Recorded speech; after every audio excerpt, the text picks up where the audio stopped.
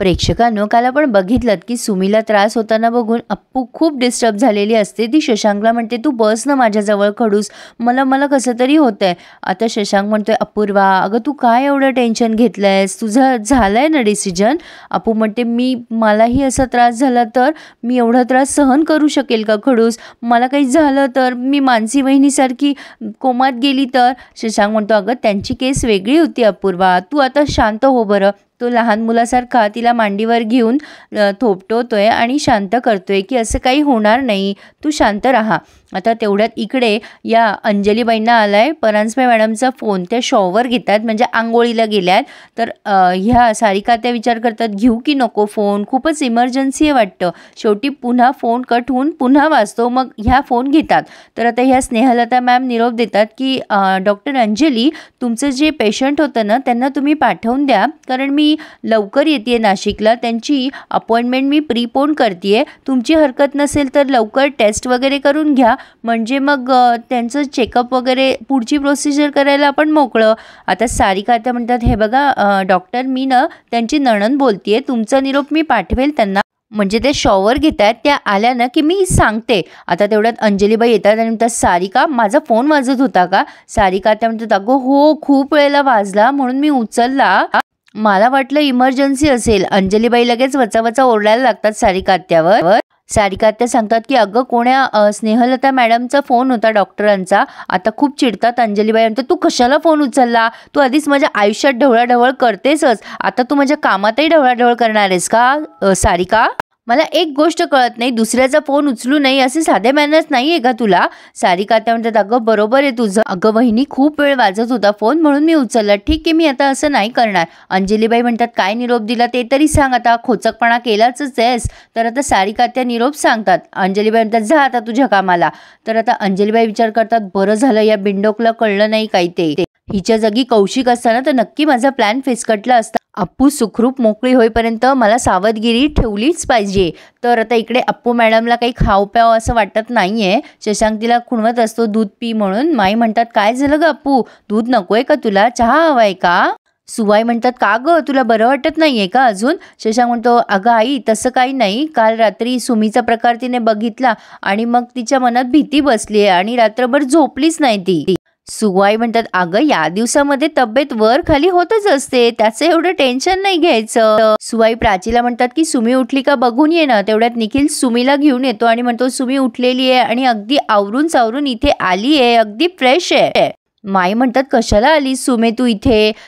सुमी म्हणते, माई अगं मला छान वाटतंय. निखिल म्हणतो, दादा काकाच्या डॉक्टरने जे औषध दिलं ना ते मस्त लागू पडलंय आणि तिला फ्रेश वाटतंय आता. शशांक म्हणतो, हो पण बरं वाटतंय म्हणून लगेच मोकाट नको सुटूस, ऐनवेळी सगळ्यांना धावाधाव करायला लावलीस तू सुमे. कुकी म्हणतो, शशांक तुला धावाधाव करावीच लागणार आहे, तू मामा होणार आहेस रे बाबा.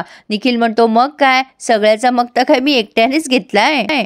अप्पू म्हणते, सुमे तू बरी आहेस ना? सुमी म्हणते, हो बरी आहे मी आता. अगं मला कळलंच नाही काल रात्री काय होत होतं, पण आता मी एकदम ठणठणीत आहे. माई म्हणतात, सुमे असं बोलू नको, आपलीच आपल्याला नजर लागते अगं. अप्पू म्हणते, अगं सुमी म्हणजे जरा वेगळंच वाटतंय ना, म्हणजे सुमीकडे बघून आता काल रात्री किती त्रास होत होता तुला, म्हणजे कालची तू आणि आत्ताची तू किती फरक आहे, किती छान हसतीयस तू सुमे आता.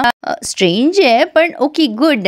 आता सुवाई म्हणतात, ए अप्पू, जगातलं हे एकमेव असं दुखणं आहे जे हसत हसत आपण सहन करतो. पन्ना काकू लाखात एक गोष्ट बोलली आहे. पन्ना काकू म्हणते, माहितीये सुमे, अगं एवढ्या बाळांपणाच्या कळा सोसल्यानंतर बाळ जेव्हा आपल्या कुशीत येतं ना, त्याच्या आनंदाची तुलना जगात कुठल्याच आनंदाशी होऊ शकत नाही.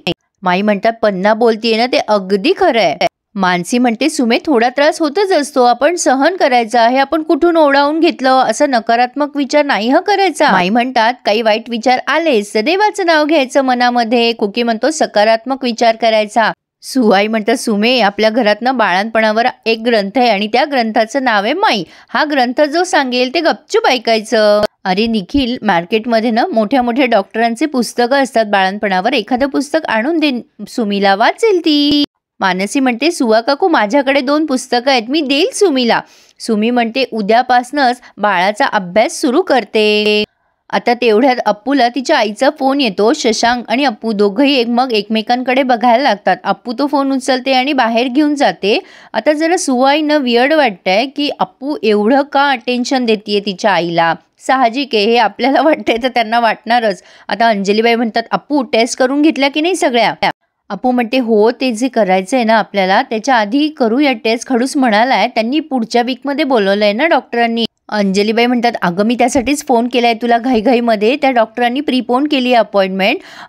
अप्पू म्हणते, काय आता मी खडूसला सांगते. अंजलीबाई म्हणतात, अगं त्याला काय सांगायचं आहे, त्या टेस्ट वगैरे करून घे आणि शशांक नसेल येत तर मी येते ना तुझ्याबरोबर. अप्पू म्हणते, मी सांगितलं ना तुला खडूस माझ्यासोबत येतोय म्हणून. अंजलीबाई म्हणतात, ठीक आहे, पण एका दृष्टीने आपल्यासाठी बरं झालंय. जेवढं लवकरात लवकर झालं ना तेवढी रिस्क कमी असते. आणि अप्पूला या बाबतीत तिच्या आईचं खूपच पटतंय. आणि अप्पू म्हणते, सुमीला पण खूप त्रास झाला काल रात्री. अगं तिला बघून न सगळेच जण खूप डिस्टर्ब झाले होते. तिला बघून आता मी माझा निर्णय पक्का केलाय. आता यांचं बोलणं सारिका आत्याने ऐकलंय. अंजलीबाई म्हणतात, मी उगाच मागे नाही लागत अप्पू तुझ्या. मला माहितीये तुला हे सगळं सहन होणार नाहीये. तू लवकरात लवकर टेस्ट करून ये आणि डॉक्टरांकडे जा, मी येते तिथे. आता अप्पूने फोन ठेवलाय. सारिका आत्यांना टेन्शन आलंय, म्हणजे मगाशी जे डॉक्टरांचा फोन आला तो अप्पूसाठी होता. म्हणजे वहिनी अप्पूच्या बाबतीत काय करणार आहे. अप्पू प्रेग्नेंट तर नाहीये ना. शशांकला माहीत असेल का, कानेटकरांना माहीत असेल का. सारिका आत्यांच्या डोक्यामध्ये प्रचंड विचार आता घोळतायत. कानेटकरांच्या घरी मात्र छान लेडीज टॉक दाखवली आहे त्यांनी. आता सुवाई आणि प्राची काही कॉटनचे कपडे आणून देतात. प्राची म्हणते, माई एवढे कपडे, एवढ्या कॉटनच्या ओढण्या तुला काय करायच्या आहे. माई म्हणतात, अगं आता सुमीला आपल्या बाळ होणार आहे ना, त्यांच्यासाठी झबली, टोपरी, गोदडी शिवायची. अशा वेगवेगळ्या साड्यांचे रंग असतात ना, छान दिसतात. प्राची म्हणते, अगं अजून केवढे दिवस आहे. सुवाई म्हणतात, मग काय वेळेवर धावाधाव करायची. मानसी म्हणते, नाही तुम्ही शिवा गोदड्या, पण वरूनच्या ठेवल्यात ना मी. मला माहित होतं आपल्यानंतर 2 नंबर आहेत या घरामध्ये. माई म्हणतात, अगं ते तर आहेतच, लहान बाळाचे कपडे कितीही शिवले तरी कमीच पडतात. आणि मला जोपर्यंत झेपतंय ना तोपर्यंत माझी हाऊस मी करून घेणार आहे. सुवाई म्हणतात, हाऊस तसं काही नाही या, पण माईंसारख्या गोदड्या कोणालाच शिवता येत नाही. पन्ना काकू म्हणते, अगं तुझ्या वेळेला सुद्धा प्राचू माईनेच गोधड्या शिवल्या होत्या. माई म्हणतात, अगं आमच्या वेळेला बाजारात असं पटकन मिळत नव्हतं, महाग असायचं. झबली, टोपरी आम्ही सगळं घरी शिवायचो. प्राची म्हणतात, हो तर पैसे काय झाडाला लागतात. माई म्हणतात, अगं काटकसर हा हेतू नसायचा, पण लहान बाळासाठी केलेल्या छोट्या छोट्या गोष्टी घरी केल्यानं की घरातलं वातावरण आनंदी राहायचं. त्यामुळे गरोदर बाई सुद्धा आनंदी राहते आणि पोटातल्या बाळाला पण त्याची जाणीव असते. मानसी म्हणते, आम्ही ठरवलंय तुझ्या बाळाची तयारी जोरदार करायची. अगं वरुणच्या वेळेला माझं सगळीच हाऊस राहून गेली ना. प्राची म्हणते, सुमिताई तू फक्त बाळाची आणि तुझी काळजी घे, बाकी आम्ही सगळं करू. पन्ना काकू म्हणतात, तू आणि अप्पू दोघी जणी अशा पळताल कॉलेजला, तुम्ही कसलं काय करणार आहात. आता प्राची म्हणते, असं नाही ग आई, आम्ही करू. तर आता सुमी म्हणते, माझं कौतुक पुरे. म्हणता म्हणता अप्पू पण नंबर लावेल, तिच्यासाठी सुद्धा ह्या गोष्टी ठेवा. माई म्हणतात, हो मलाही असं वाटते, अप्पू शशांकने पण बाळाचा विचार करायला हवा. माई म्हणतात, काय ग सुवा, तू बोललीस का काही शशांकशी. सुवाई म्हणतात, अप्पूचं माहीत नाही, पण मी शशांकशी बोलली आहे, त्याला हवंय मूल. माई म्हणतात, चला बरं झालं, करतील का दोघेही विचार. अप्पू कुठे गेली, ती काही बोलली का. सुवाई म्हणतात, माहीत नाही, तिच्या आईचा फोन आला, काम आहे म्हणून घाईघाईत निघून गेली हो. माई म्हणतात, असेल काहीतरी, आई मुलीचं नातं आहे, आपण कशाला पडायचं त्यात. सुवाई म्हणतात, माई तुम्हाला माहिती आहे ना नातं कसं आहे, विळा भोपळ्याचं नातं. अगदी अचानक कसं काय बदललं. नाही तिच्या आईला काही जाणीव झाली आहे का आणखीन काही आहे. माई म्हणतात, काही नाही ग सुवा, नको काळजी करू. शशांक अप्पूने काही टेस्ट करवून घेतलेत. आता शशांक म्हणतो, हे बघ मी इन्स्टिट्यूटमधून येताना रिपोर्ट आणेल. अप्पू म्हणते, हो मला कळव रिपोर्ट आले की, मी मम्माला पाठवेल वाटलं तर. शशांक म्हणतो, चल मी तुला घरी सोडतो अपूर्वा. अप्पू म्हणते, अरे मी जाईल खडूस. शशांक म्हणतो, अगं पावसाळ्याचे दिवस आहे, सगळीकडे निसरडं असतं, मी तुला रिक्षाने पाठवतोय घरी, तू बसने नाही जायचंय. अप्पू म्हणते, नको काळजी करू खडूस. शशांक म्हणतो, थांब जरा, मी तुला रिक्षा स्वतः बसवून देतो. शशांक रिक्षा बघायला लागतो. तेवढ्यात एक गृहस्थ अप्पूला टक्कर देतात. फोनवर बोलत असतात ते, त्यांचं लक्ष नसतं. अप्पू जोरात चिडते त्यांच्यावर, काय हो तुम्हाला कळत नाही, फोनवर बोलताय तुम्ही, मला धक्का लागला असता तर. ते सॉरी म्हणतात, सॉरी चुकून झालं माझ्याकडनं.